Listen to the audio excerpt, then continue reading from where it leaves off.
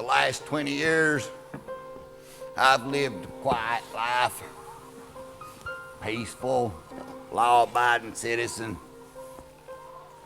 Of course, being consumptive, I have to live a quiet life. There was this one night, though. This one night that made the good people around here wonder about me. There's a road out there that leads down into Seneca. One summer a few years back, these young blades hereabout, heedless young fellers like I once was, they like to gather out there at the crossroads. It kind of reminded me of when me and my boys used to cut up Mac the Fool and fire pistols. But one night, the mood changed. Hey, Redmond! It took me a minute to realize somebody was hollering at me. Hey, big bad outlaw, come out here and I'll kick your ass. I figured it's some young buck showing off for his friends. Every night for a week they'd come. Every night a little closer. Finally one night I could see them out there on the edge of the yard. There's about a dozen of them. This one feller out front with a pistol. Other ones egging him on naturally. Now Lindsay, that's what his friends called him. Lindsay'd started something he couldn't stop. Hell, I wasn't so sure he wanted to stop it. Adeline, she is worried, but she'd seen me in her yard before with guns. My young'uns, though, they is quiet, scared. Hell, they'd been raised up part of my life as quiet and peaceful. Had never heard no hollering and cussing, men in the yard with pistols. So I went out there. Oh, he is tickled to see me. I've told him out, boys, Lindsay said. He is moving like a feller does what's moving on false courage. You know, part strut, part dance step. What'll it be, Major? He said my name the way folks does what's making fun of it. 20 paces or quick draw. And then he looked kind of quiet and he said, where's your gun? And I told him I didn't wear a gun no more. Them days is over, I said.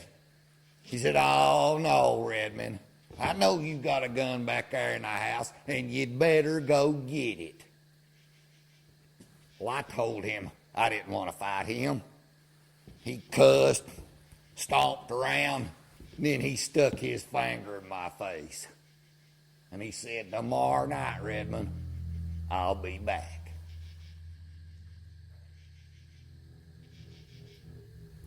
Well, he was as good as his word.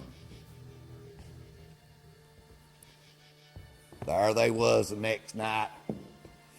Crowd got a little bigger. Moved a little closer.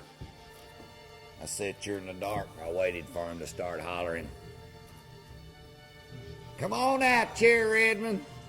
We ain't a-going nowhere. I got up and I started moving quick.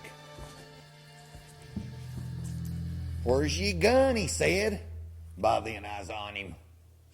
I cut him from crotch to rib cage and back. Just like I used to open up a sack of oats for the horses. My left hand held him by the shoulder while my right hand just opened him up. We could have been father and son standing there in the moonlight.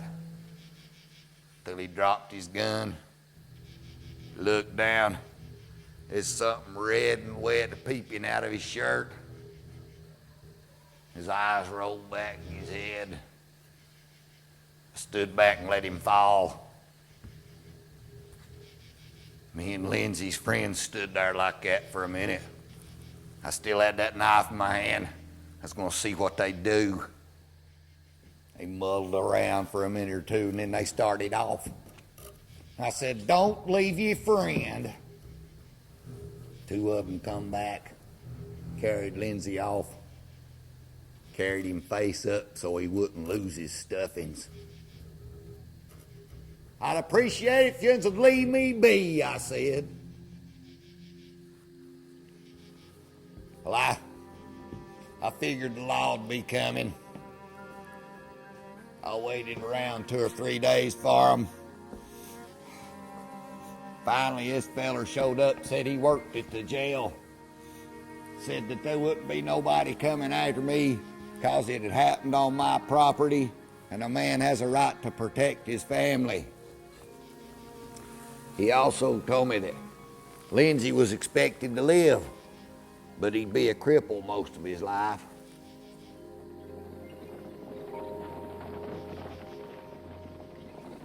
So I loaded up my buggy and I went down to Seneca, South Carolina. Went to the hospital. I found his room. God, poor Lindsay. His head is sticking out all them bandages. His fingers was plucking at the sheets. Nurse said he had 182 stitches.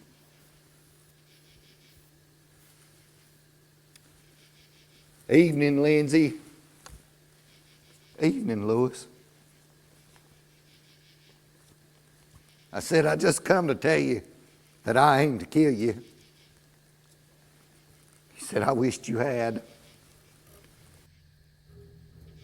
I went back home and I thought about it. What I'd done to that boy. Would I do it again? I sure would. I learned how to cut a man like that in dark corners. This Spanish feller from New Orleans, he showed me. He called it the last resort. He said, if you're hard pressed, you ain't got a gun, use a knife. He said, you don't show off with a knife. You don't duel or wave it around. Your only advantage is surprise. You move in quick. You start right here, go up till the rib cage stops you, and back down. In all them years I rode, I never did cut a man, but I always carried that knife. I still do.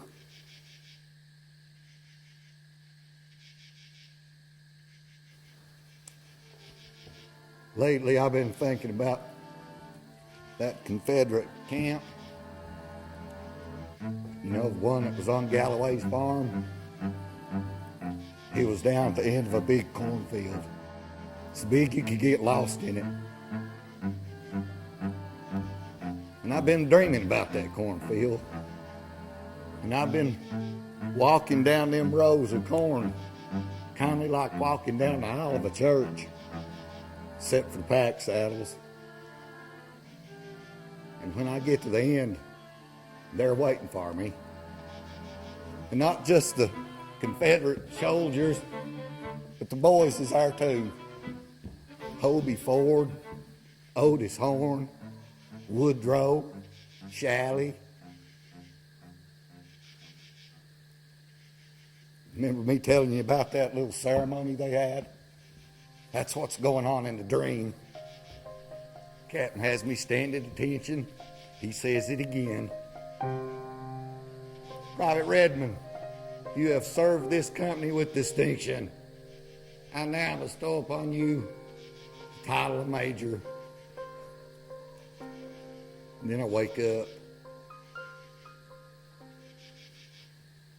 There's a cornfield right out there, like the one on Galloway's farm. That's where I've been thinking they're waiting for me. Captain and the boys. Hell, I can smell the coffee.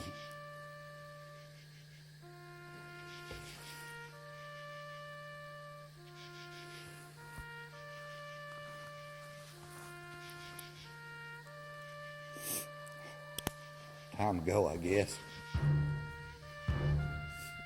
Me and the boys riding again tonight. Why, if we're to leave right now, we could be at dark corners by daybreak.